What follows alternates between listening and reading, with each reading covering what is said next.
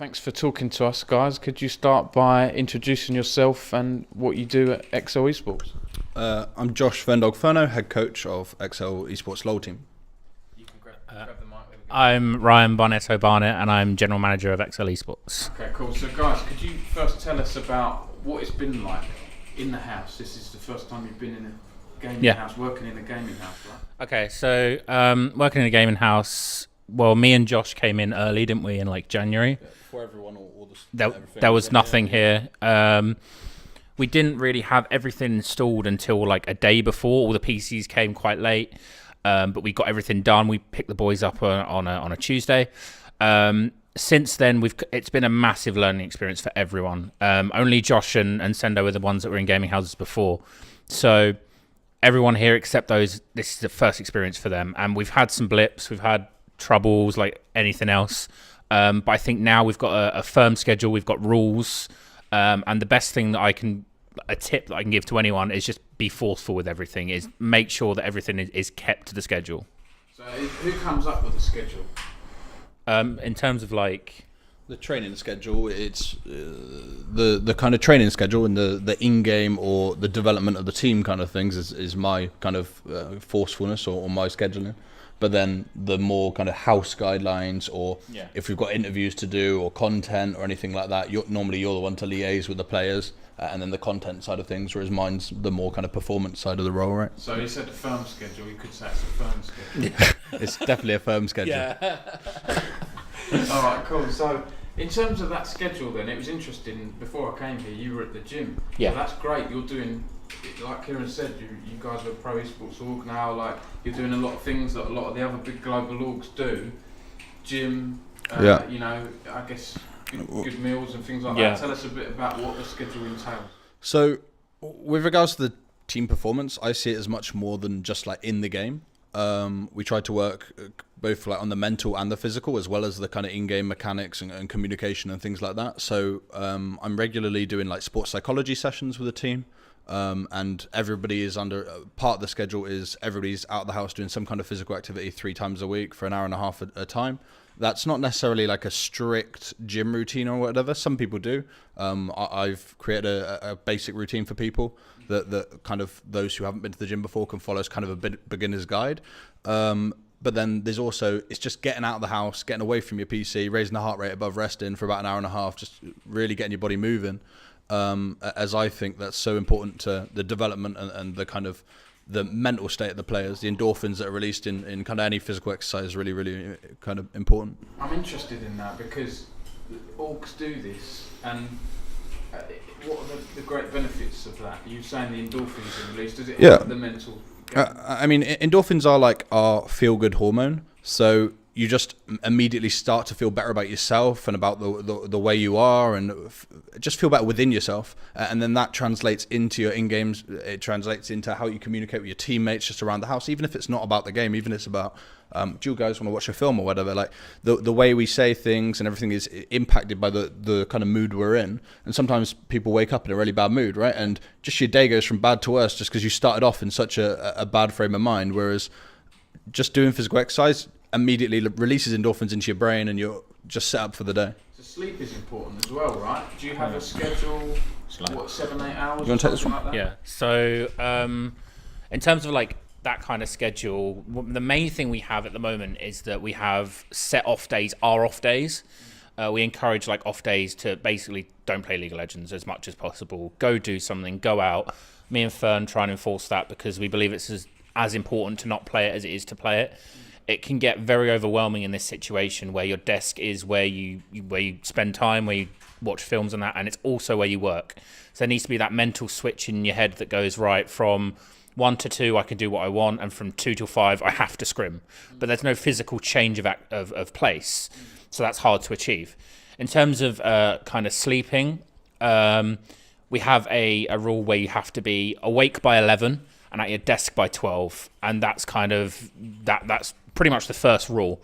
So we encourage everyone to get at least 8 hours because, you know, at the end of the day, they're still teenagers and they still game. So getting them to bed by 10 is probably a little ambitious. But as long as they're awake by 11, so I need to know they're awake and they're at their desks by 12, then showered and ready, yeah. Like, because it can be, this environment can be very like, oh, I'm just at home, I'm just going to chill and play games as if I wasn't working. So what we try to encourage is an hour period there from 11 till 12 where everybody's up, they've eaten, they've showered, they're at their PCs and ready to work, and that kind of creates that definition, right, between this was your own time, as if you're at home, but now you've gone to work and we're ready to work in a professional way, and we're going to try and learn as much about what our objective is today as possible. So with, like, I mentioned cooking, what happens with that? Who does the cooking? Is it like, is it sort of perfect, like protein, fish, or stuff? It's hard to enforce that kind of thing without having an actual chef.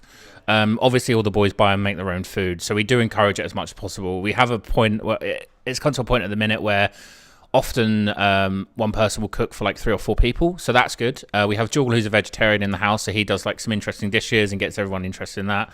Sendo and Brian usually cook together as well. But yeah, we kind of enforce it as much as possible. We've had some instances where Venza has been buying 14 pizzas, so we've been like, no, you've got to have a salad today. So that's the kind of stuff that we enforce. Yeah. So as Ryan just spoke out, Venza there, he's like the prime example of the player that was in probably like a traditional gamer's like routine at home and has come here, and maybe with a bit of a culture shock. He's never really been out of Bulgaria for more than like a weekend. So Bulgarian being his native country, and was in a very set mind of eating certain things. He just likes chicken nuggets and pizza, and rather than like enforcing it, I've done a bit of sports nutrition myself. Like my course, I did a diploma in sport and exercise science, and that kind of covered some of that. And I've just tried to educate more so than like enforce. So understanding what carbohydrates do, understanding what protein does in the body, understanding what the benefits are of, and then they can kind of make their own decisions. But I know a lot of the guys are really kind of driven and motivated to want to be the best, and will take those steps just to do that because they know it benefits them and they understand now. Whereas it's the lack of understanding that often leads people to being like, well, I'm eating pizzas and he's eating salad. I prefer pizzas; they taste nice, so I'm not getting any worse because I'm eating pizzas. When actually, just the understanding of what they do, we try to educate rather than like enforce and stuff like that. Yeah. Okay, cool. Yeah. And be honest, guys. Who does the cleaning? We have cleaners. Well, we have cleaners come in every Wednesday. We're a bit guilty on that. We came to the conclusion that as soon as we were talking about the house, we were like, it's gonna be a tip. So we need someone to come in every week and do it. But it's kind of my job to keep it tight. It's never like unpresentable. But what you've got, the thing that you can kind of associate it with most is like a first year uni house. So imagine if you had a first year uni house, but you had kind of someone looking over you as well and being like, this is what you need to do. So I think in that sense, it's good. I would argue that the boys probably want a little more freedom, but that if they're working, then that's when we're more strict on them. What about clothes washing? Clothes washing, they do it all themselves. Really? Have you had anyone run out of clothes? No, I don't think so. Some of the boys do like wait until all their clothes are dirty before they wash their clothes. So on the day where their clothes are washing, they're literally wearing their final set of clothes and then they wash. Some of the boys have never really used a washing machine before they came here, or a tumble dryer or anything like this. So go on. All right. So the first time we cooked, we made a massive meal of spaghetti bolognese basically. And we had it on the table, and Venza came out, and he goes, "Oh, what's that?" And I was like, "That's pasta, Venza." He's like, "Oh, I've never had pasta before. I've had spaghetti, but I've never had pasta." And we were like, "How sheltered are you?" Everybody ever had pasta. So know what pasta was. It's interesting. It's those kinds of things that kind of liven it up as well. That it's as much a learning experience as it is a competitive environment, and it's nice to give back to that and be like, okay, this is your first time living alone. It's a massive life experience, and you need to kind of realise that as well as that it's a gaming house. You've got a cultural mix, right, from all around Europe, so you're going to get those mixed of experiences. I mean, the first day when the boys arrived, right, we took them to Asda to do their first food shop. which is our local supermarket here. Other supermarkets. Supermarkets are available. Yeah. Don't worry, I'm not doing this. But Venza was actually surprised that there was cars on people's driveways. Yeah. Like Because in Bulgaria. In Bulgaria, he thinks they would get stolen. That's what he actually said. He actually said, "Oh, if our cars were on like this, you actually wouldn't have your car for more than like a day or two." So, like, there is massive culture like differences, and we've got like nobody's from the same country actually natively. Sendo and Jewel Sendo's half Spanish, half German, but grew up in Germany and spent most of his time in Germany. And then Jewel's obviously Spanish. So, there's 4 boys here who are all from different parts of Europe. It'd take a lot of getting used to. And I think that's where we saw like the big like. Hopefully, people can understand where the performance dip at the start of the split came in, because all this is taking place. Whereas for other teams, they don't have that, do they? It's just they log on to League of Legends, they go into TeamSpeak with their team, and their culture and everything is the same. Adjustment, right? Have you had any like weird looks from postmen or the cleaners coming around thinking, what is going on here? Oh, we had we're in quite, we're in quite an affluent neighbourhood.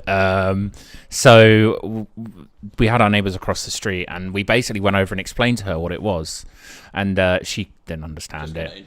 And also, when we were talking to our landlord as well, he didn't understand what was going on, and we had to invite him in, and we showed him everything, and we're very like open with everything.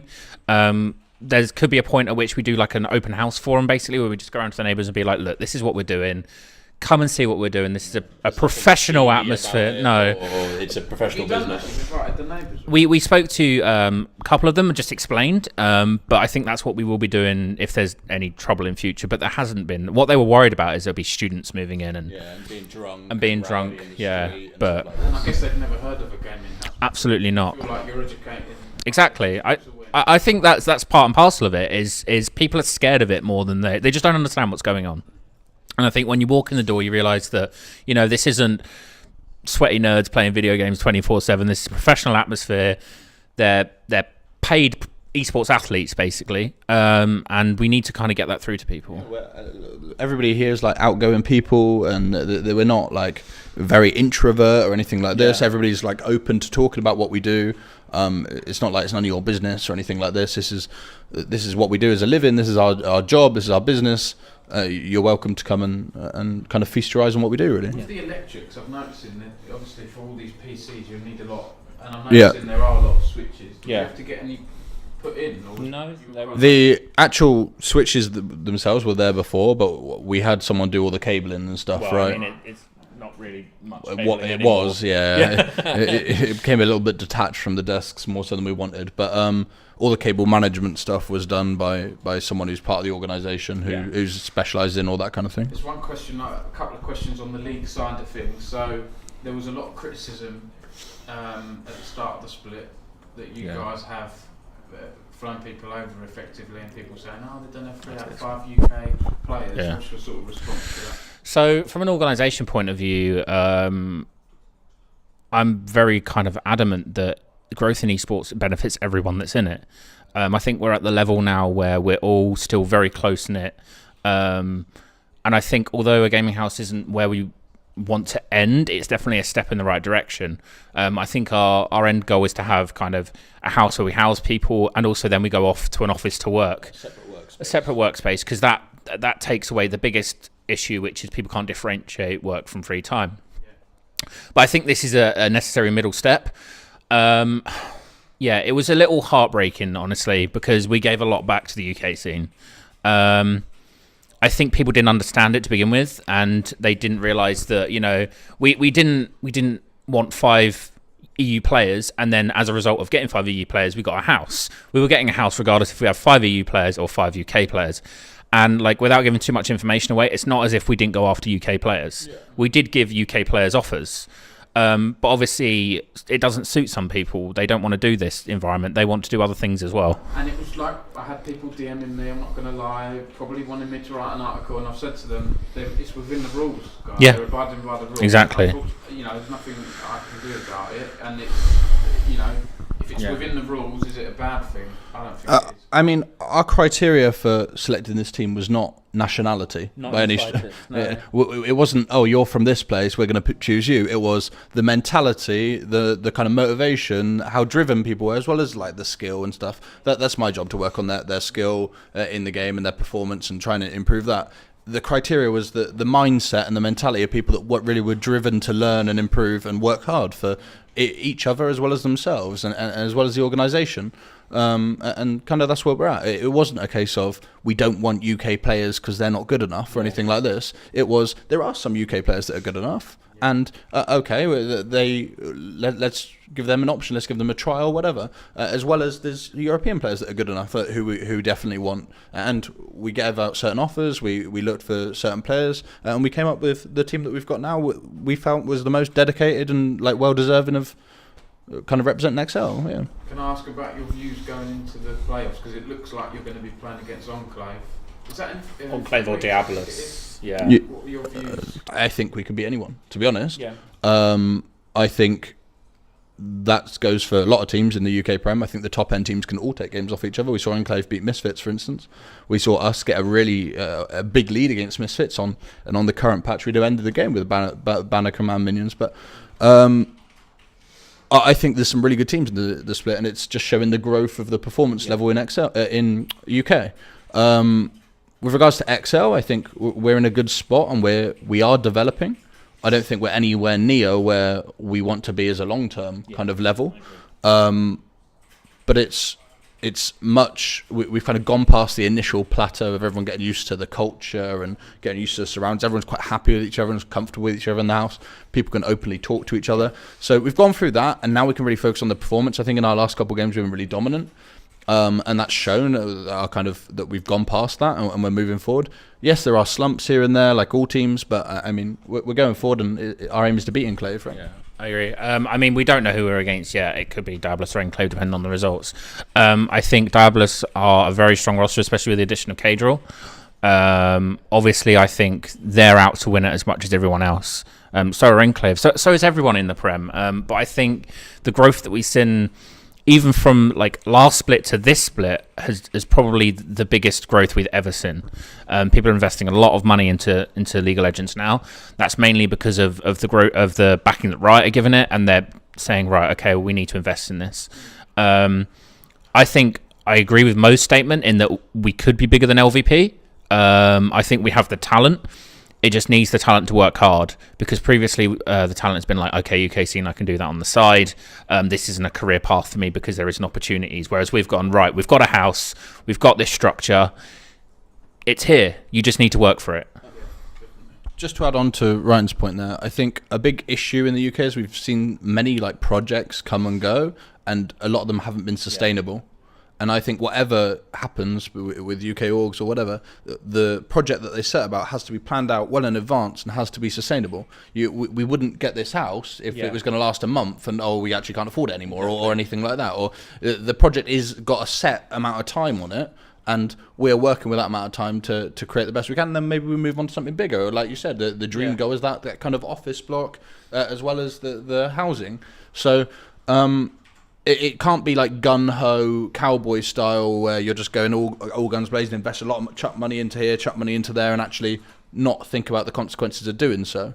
So it has to be well business kind of thought about, and that's something that kind of the above me anyway, is really good at exceL, I think. Is there anything else you guys would like to add that's been really sort of insightful chat?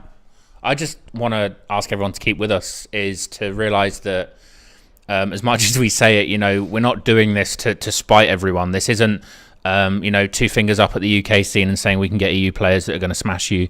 As you can see, we've had our dips this split. And we will continue to have our dips. I just want everyone to know that this infrastructure is now available to people, is something that they should aim for, and that if you want a career in League, then UK League of Legends is there for you. Yeah, and just on from that, I think the UK scene should be more united than it's ever been before, and I think we've been very guilty in the UK scene as a whole of just like slandering other teams, saying, "Oh, this team, those players in the other team," and then they go onto the same team and they're like, "Oh, this person's the best top player in the UK," but actually, when they were on the other team, they were the worst top player in the UK. So, it doesn't really make much sense. But I think we just need to be a bit more united. I mean, yes, we compete against each other in League of Legends, but that doesn't mean we hate each other. Yeah. I mean, we want to be better in what we do. Of course, we're very competitive. I'm super competitive, but it doesn't mean, oh, I hate M&M or I hate Diabolus or whoever. It's I want my team to do the very best. They want their team to do the very best. Overall, we're under the umbrella of the UK scene, and I hope that when the ERC comes about, whoever represents the UK, all the teams go, I want that team to win because they're from our nation, and that's what I want. And whether that's exceL, whether it was a different team, it'd be exactly the same, and I'd be supporting that team, irrelevant. And there seems to be less drama. Either I'm missing it, or people are hiding it, or I think less public sort of I think chaos. orgs have become a lot more professional. We pride ourselves on like how we deal with things, kind of how we deal with player management and above board and PR and stuff. And like avoiding drama, I think, is the biggest thing at the moment, is to help growth. Because, you know, you have one person said this about this person, and investors look at that and they go, why would we do that? Why would we invest in what is essentially a playground?